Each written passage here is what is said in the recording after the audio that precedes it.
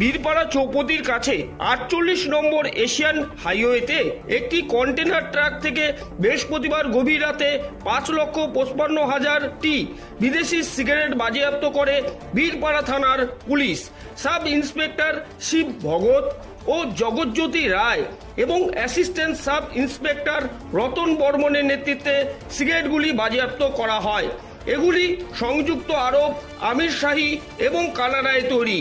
বাজেয়াপ্ত করা সিগারেটের আনুমানিক মূল্য কম বেশি 82 লক্ষ টাকা বলে জানান বীরপাড়া থানার ওসি নয়ন দাস শুক্রবার দুপুর 2টা নাগাদ। ঘটনায় গ্রেপ্তার করা হয়েছে কন্টেনার ট্রাকের চালক কিষান কুমারকে। সে রাজস্থানের বাসিন্দা। শুক্রবার তাকে আলিপুরদুয়ার মহকুমা আদালতে পাঠায় বীরপাড়া থানার পুলিশ।